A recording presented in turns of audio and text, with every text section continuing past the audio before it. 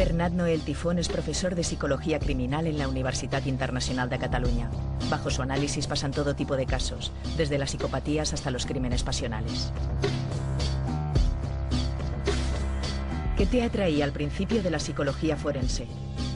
Empecé a trabajar en este ámbito, pero evidentemente me traía lo que a todo el mundo le gusta: la sangre, le gusta el asesinato, el motivo, o sea, saber el quién, el qué, el cómo, el cuándo, el dónde y el por qué, e incluso saber cómo piensa la víctima en el caso de que cómo ha salido airosa de esta situación, ¿no?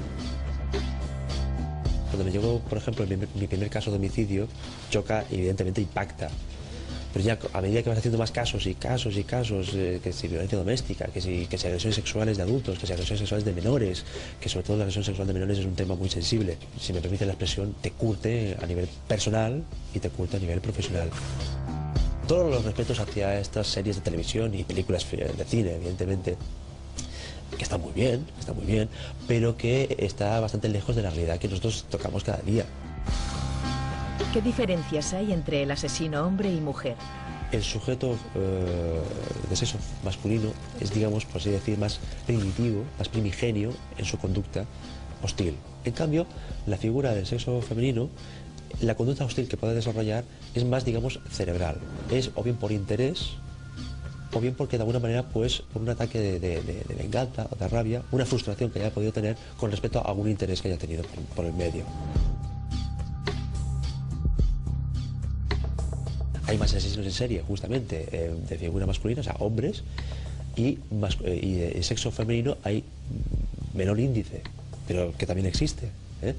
Y justamente las asesinas en serie se mueven justamente, pues, por intereses monetarios, económicos, de patrimonio y de bienes, o bien por justamente, pues, frustraciones amorosas. En cambio, los asesinos en serie de carácter de sexo masculino, perdón, siempre es o bien, pues, por placer, pues por trastorno mental, o bien también las parafilias, es decir, por trastornos de la inclinación sexual. ¿Existe un factor genético en el asesino o es consecuencia de su ambiente social? Te voy a explicar el caso más famoso de asesino en serie español, el arropiero, Manuel Delgado Villegas. Manuel Delgado Villegas era un varón que padecía una alteración cromosómica llamada XII. Pues bueno, el sexo femenino tienen el XX a nivel cromosómico y el varón tiene el XY. En el caso de Manuel Delgado Villegas, famoso en su haber como el arropiero, y al cual se le atribuyen 48 asesinatos, de los cuales 7 solamente se pudieron probar, padecía el XII. Eso significa que tiene un aumento de, pues, testosterona y de hormonas justamente masculinas a nivel biológico, que provocaba justamente esta, digamos, conducta hostil y agresiva con respecto hacia los demás. Padecía esquizofrenia paranoide, padecía alcoholismo, padecía epilepsia, se prostituía, y de alguna manera pues se ganaba la vida de esta forma. Incluso se ganaba la vida vendiendo su propia sangre. Tuvo una infancia muy difícil. Justamente pues su padre pues era muy autoritario, y de alguna manera pues que de alguna manera, él estaba criado bajo una figura paterna muy autoritaria, y por tanto también explica el tema del factor educacional y social que le puede influir sobre el sujeto. Es decir, el arropiero lo tenía todo.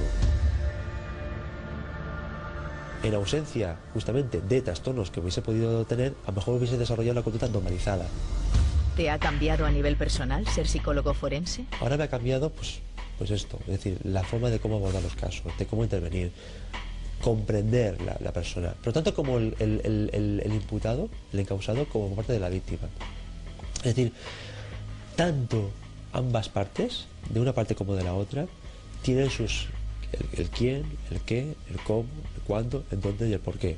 Es decir, y cada uno tiene sus partes, es decir, cada uno tiene su versión. Y de alguna manera lo que me ha mucho más cambiado a nivel personal es justamente ver que la verdad no tiene una única verdad, sino que tiene múltiples verdades.